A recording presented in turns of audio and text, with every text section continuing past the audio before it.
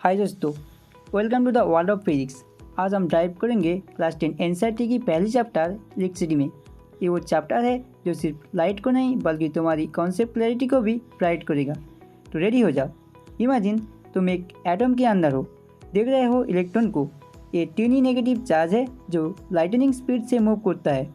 जब ये charge move करता है तो जनरेट होती है इलेक्ट्रिसिटी। जब ये इलेक्ट्रॉन एक डायरेक्शन में फ्लो करता है तो हम इसे इलेक्ट्रिक करंट कहते हैं। इसका फॉर्मूला है I=Q/T, यानी जितना चार्ज फ्लो करेगा टाइम t में वो बनाता है करंट, और इस करंट का यूनिट है एम्पियर। पोटेंशियल डिफरेंस सोच के देखो, एक पानी की टंकी है। जब पानी नीचे फ्लो करेगा एनर्जी क्रिएट होगी। ऐसे ही जब इलेक्ट्रॉन हाई पोटेंशियल से लो पोटेंशियल की तरफ मूव करती है वो एनर्जी जनरेट करती है।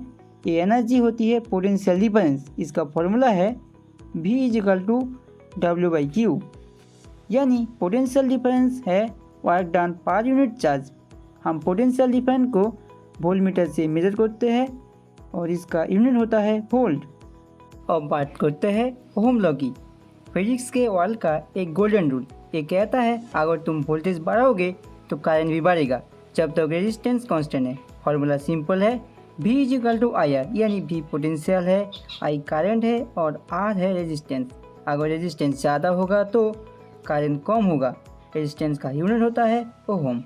ये वो स्पीड ब्रेकर है जो करंट का फ्लो को रोकता है। Resistance in series and parallel. जब रेजिस्टर को सीरीज में कनेक्ट किया जाता है तो टोटल रेजिस्टेंस ऑफ रेजिस्टेंस का सम होती है, यानी फॉर्मूला होता है R total R1 + R2 + R3 +...